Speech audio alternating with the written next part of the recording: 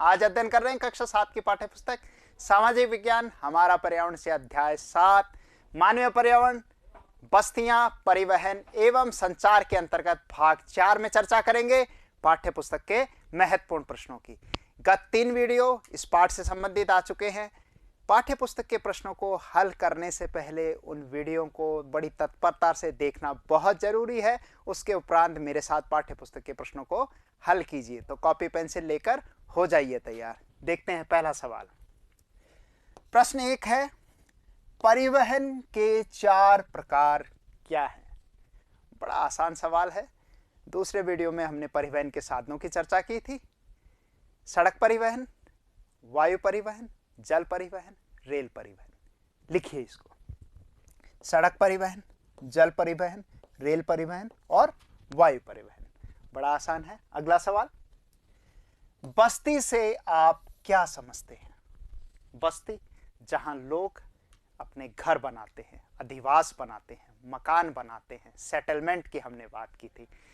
निवास के लिए एक जगह जो होती है, सब एक साथ रहते हैं, उस समुदाय जगह को क्या कहा जाता है? बस्ती कहा जाता है। नोट कीजिए, जहां लोग अपने घर या आवास बनाते हैं क्या कहलाती हैं? बस्तियां कहलाती हैं। आगे देखिए, ग्रामीण लोगों के क्रियाकलाप क्या क्या हैं? गांव में आप रहते हैं, आप जानते हैं क्या क्या करते हैं गांव के लोग। देखिए, कृषि करते हैं, साथ पशुपालन करते हैं, मत्स्य करते हैं, मछली पालते हैं, वानिकी करते हैं, पेड़ पौधों को काटते हैं, इसी तरीके से काश्तकारी का काम करते हैं। ये सभी कार्य किसके अंतर्गत शामिल किए जाते हैं? ये ग्रामीण लोगों के क्रियाकलाप हैं। नोट कर लीजिए, कृषि, पशुपालन, मत्स्य, वानिकी और काश्तकारी। अगला सवाल देखते हैं, रेल मार्ग के किन्हीं 2 गुणों के बारे में बताइए। रेल मार्ग पे हमने चर्चा की थी कि रेल मार्ग सबसे सस्ता सुलभ साधन है। 10 रुपए की टिकट लो और कम से कम 15-20 किलोमीटर तक की यात्रा करो बड़े आराम तरीके से। खुली जगह होती है, लंबी यात्राएं भी कर सकते हैं। मैंने उदाहरण दिया था, आप जम्मू कश्मीर से कन्याकुमारी तक की यात्रा कीजिए, 3 दिन ट्रेन में रहिए, कोई तकलीफ नहीं होती। सारी सुविधाएं, खाना है, भोजन है, नहाना सोना सब रेल में उपलब्ध होता है। साथ के साथ भारी सामान को भी एक स्थान से दूसरे स्थान पर आप ले जा सकते हैं। कुछ मूल्य चुकाना होता है उसके लिए। लिखिए उत्तर में, परिवहन का सबसे सस्ता और सुलभ साधन है। भारी सामान को आसानी से एक स्थान से दूसरे स्थान पर क्या किया जा सकता है? पहुंचाया जा सकता है। अगला सवाल, संचार से आप क्या समझते हैं? तीसरा वीडियो में हमने चर्चा की थी संचार के साधनों के बारे में और संचार की परिभाषा बताई थी। जहां सूचनाओं का हम क्या करते हैं? आदान प्रदान करते हैं, तो उन्हीं माध्यमों को क्या कहा जाता है? मीन्स ऑफ कम्युनिकेशन या संचार के साधन कहते हैं। लिखिए, सूचना का आदान प्रदान करना संचार कहलाता है। अगला सवाल, जनसंपर्क माध्यम क्या होता है? लोगों तक अपनी बातों को पहुंचाना। बड़े सस्ते सुलभ साधन होते हैं जो आसानी तक लोगों तक जानकारी पहुंचा सकें, तो वो क्या है?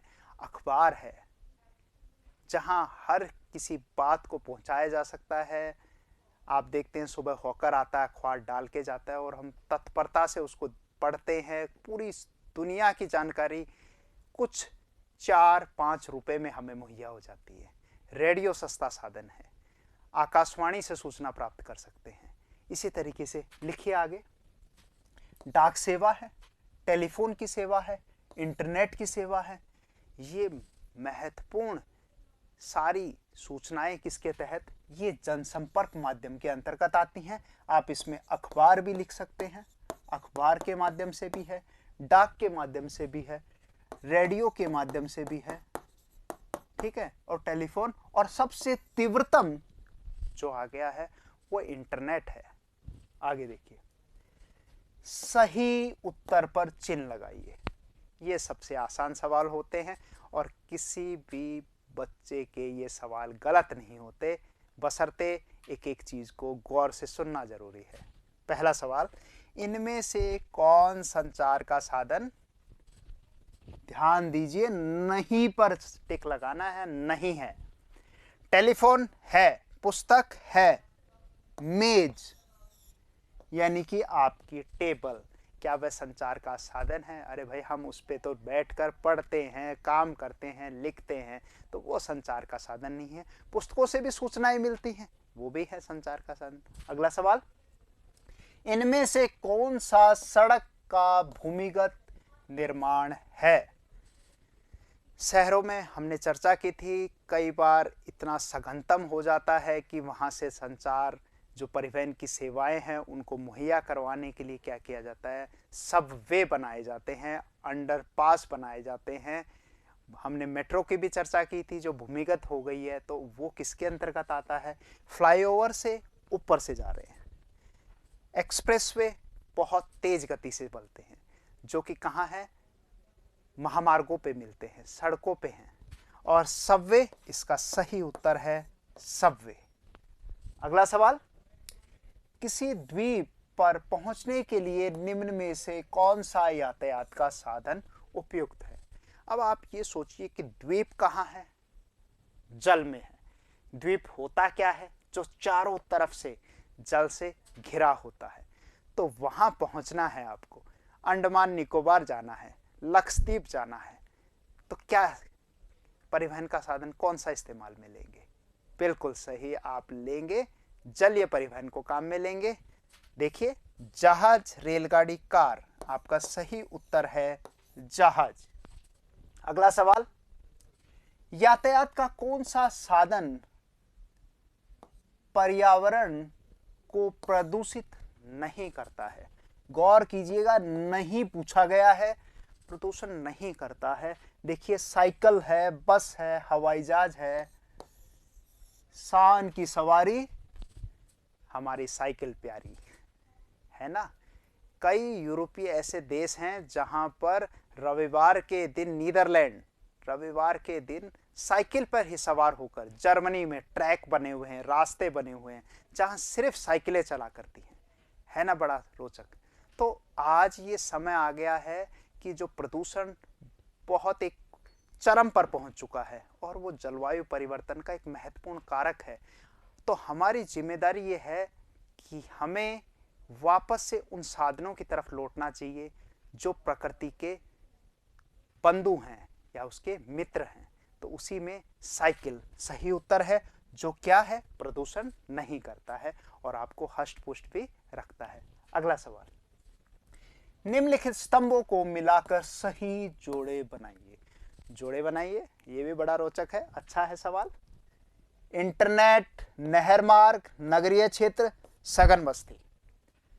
लगा देते हैं, मिलान कर देते हैं इसका। देखिए, इंटरनेट की क्या है? 5 नंबर से मिलान कर दो, संचार का एक साधन है, तीव्रतम साधन है। नहर क्या है? नहर मार्ग से अंतर्देशीय जलमार्ग है, बिल्कुल सही। नगरीय क्षेत्र क्या होता है? क्षेत्र जहां लोग उत्पादन, व्यापार एवं सेवा क्षेत्र में कार्य करते हैं, ये नगर होता है। और सघन बस्ती क्या है?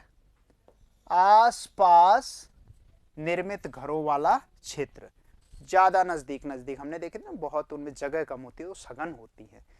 उत्तर देखते हैं, नोट कर लीजिए आप इनको। सही उत्तर मिलान है बिल्कुल, जो पीछे किया उसी चीज को हमने यहां प्रदर्शित कर दिया है। इंटरनेट संचार का एक साधन, नहर मार्ग अंतर्देशीय जलमार्ग, नगरीय क्षेत्र जहां उत्पादन करते हैं, सघन बस्ती आसपास निर्मित घरों वाला क्षेत्र। क्लियर? अगले सवाल पे चलते हैं। कारण बताओ। दिमाग लगाइए और इस सवाल को हल कीजिए। देखिए, आज विश्व सिमटता जा रहा है, पूरा विश्व एक साथ एक मुट्ठी में आ गया है, मतलब दूरियां मिट गई हैं। आज आपका रिश्तेदार कोई न्यूयॉर्क रहता है, आपकी बात करने का मन करे, आप मिनटों में उसको फोन लगाइए, इंटरनेट कीजिए, वीडियो कॉल कीजिए। तो ये क्या है? सूचनाएं हमें लेनी है। आज अमेरिका में चुनाव हुए, तुरंत सूचनाएं हमारे पास मिल रही हैं। आज कोई भी आपदा आ गई है, उसमें हम मिलजुल कर कई देश एक दूसरे का सहयोग कर रहे हैं। ये कब कामयाब हो सका है? ये सूचना क्रांति से। तो पूरा विश्व क्या हो गया है? ग्लोबलाइज हो गया है। एक विश्व वृहद समाज बन गया है। देखिए, लिखिए इसको। तो इसका मुख्य कारण क्या है? वह है सूचना क्रांति। इंफॉर्मेशन जो टेक्नोलॉजी आई है, एक इंफॉर्मेशन का रेवोल्यूशन आया है, उसी के कारण हुआ है ये। परिणाम स्वरूप अब हम घर बैठे ही रेल, हवाई जहाज, सिनेमा, होटल तक के लिए टिकट आरक्षित कर सकते हैं। संपूर्ण विश्व में इस प्रकार लोगों के बीच, लोगों एवं सेवाओं तथा संस्थाओं के बीच तीव्र गति से आपसी संपर्क संभव हो सका है। इसी कारण आज हम वृहद विश्व समाज के रूप में विकसित हो गए हैं। आया समझ में? अगला सवाल देखते हैं। 5 नंबर है, आओ मिलकर सीखें और एक क्रियाकलाप को पूरा करते हैं। चलिए, अपने स्थानीय क्षेत्र में एक सर्वेक्षण करें। सर्वेक्षण मतलब होता है सूचनाएं प्राप्त करना। आप जाएंगे, कुछ बातचीत करेंगे, प्रश्न होंगे, लोगों से जवाब लेंगे और अपने जो सवाल था उसका हल ढूंढेंगे। देखें कि लोग अपने कार्यस्थलों पर जाने के लिए कितने साधनों का उपयोग करते हैं। मुझे काम पे जाना है, मैं कैसे जाऊंगा? आपको स्कूल जाना है, कैसे जाएंगे? आप परिवार के साथ किसी से मिलने जा रहे हैं, शादी समारोह में, कैसे जाएंगे? कितने साधनों का प्रयोग करेंगे? पहला, परिवहन के 2 से अधिक साधन, परिवहन के 3 से अधिक साधन, पैदल तय करने जाने वाली दूरी से ही रह सकता है। मतलब अब आप पर निर्भर है कि इस सवाल का उत्तर क्या लिखें। आप अगर ग्रामीण क्षेत्रों में देखें, 2-3 किलोमीटर की दूरी आप पैदल भी जा सकते हैं, तो पैदल वाला उत्तर भी सही होगा। अगर परिवार के 10-12 सदस्य जा रहे हैं और दूरी ज़्यादा है, 2-3 किलोमीटर से ज़्यादा है, तो आप एक सवारी गाड़ी इस्तेमाल में जीप ले सकते हैं, टेम्पो ले सकते हैं, बड़ी कार ले सकते हैं, जिसके माध्यम से भी जा सकते हैं। और अगर आपको बहुत दूरी, ज़्यादा दूरी तय करनी है, 100 किलोमीटर, तो आप रेल सेवा का इस्तेमाल ले सकते हैं। तो उस आधार पे आप सही उत्तर का चयन कर सकते हैं। इस सवाल का उत्तर मैं आप पे छोड़ता हूँ, कमेंट बॉक्स में लिख के बताइएगा। अगला सवाल, निम्नलिखित परिस्थितियों में आप संचार के किस साधन को प्राथमिकता देंगे? ये भी आप ही को करना है, मैं मदद करूंगा आपकी। देखिए, आपके दादाजी अचानक बीमार पड़ गए, आप डॉक्टर को कैसे सूचित करेंगे? बिल्कुल अच्छा है, मिनटों में जवाब मिल गया। टेलीफोन या मोबाइल से? भाई दादाजी बीमार हैं तो तुरंत आप सूचना करेंगे, डॉक्टर का आप नंबर लेंगे, या फिर हेल्पलाइन टेस्ट से भी नंबर प्राप्त कर सकते हैं, या फिर आप इंटरनेट पे सर्च करके भी पता कर सकते हो। तुरंत कॉल करेंगे और आपको जो सूचना है वहां से प्राप्त होगी। सूचना भी दे सकेंगे डॉक्टर को और जानकारी प्राप्त ले लेंगे। अगला, आपकी माँ पुराने घर को बेचना चाहती है, आप इस समाचार को दूसरों तक कैसे पहुंचाएंगे? पुराना घर बेचना है तो आपको याद आया, अखबार में क्या आता है? विज्ञापन आता है, अलग अलग विज्ञापन, घर के विज्ञापन, नौकरी के विज्ञापन, प्रॉपर्टी के विज्ञापन, हर चीज के विज्ञापन आते हैं। तो वहां विज्ञापन दे दीजिए, आपका काम हो जाएगा। समाचार पत्र प्रकाशन करके या आजकल इंटरनेट के माध्यम से भी इधर से उधर बिक्री लेन देन का कार्य संपन्न होता है। अगला सवाल, आप अपने चचेरे भाई के विवाह में सम्मिलित होने जा रहे हैं, जिसके कारण आप अगले 2 दिन तक स्कूल में अनुपस्थित रहेंगे। आप अपने शिक्षक को कैसे सूचित करेंगे? बड़ा आसान सवाल है भाई। पहले क्या करते थे, एक प्रार्थना पत्र लिखा, मित्र को दे दिया, वो स्कूल गया, दे दिया। आज व्हाट्सएप का माध्यम है, ग्रुप बने हुए हैं, आपके व्हाट्सएप ग्रुप बने हुए हैं, क्लास के ग्रुप बने हुए हैं, उस ग्रुप के माध्यम से आप एक सूचना आपके क्लास टीचर को प्रेषित कर देंगे, वो भी एक जरिया है। स्कूल के ईमेल आईडी हो गए हैं, उस ईमेल के ऊपर भी आप अपना प्रार्थना पत्र भेज सकते हैं। देखिए सही उत्तर क्या है इसका, इंटरनेट के माध्यम से, वीडियो कॉल या व्हाट्सएप के माध्यम से भी आप अपनी सूचना भेज सकते हैं। इसी का एक सवाल है, आपका मित्र अपने परिवार के साथ न्यूयॉर्क घूमने जा रहा है, आप प्रतिदिन कैसे संपर्क करेंगे? तो ये दोनों सवालों का एक ही जैसा उत्तर है। यहाँ आप मोबाइल से भी भेज सकते हैं, ईमेल है, या फिर वीडियो कॉल के माध्यम से। हमने बात की थी न्यूयॉर्क कहाँ है? उत्तरी अमेरिका में है, संयुक्त राज्य अमेरिका में है, यूएसए का भाग है। तो वहाँ कैसे है? वीडियो कॉल से तुरंत सूचनाएं आप प्रदान कर सकते हैं, उससे बातचीत कर सकते हैं। आया ना मजा? इसी तरीके से निरंतर वीडियो देखते रहिए और आपकी जिज्ञासाओं को शांत करते रहिए। इसी के साथ नमस्कार, जय हिंद, फिर मिलेंगे।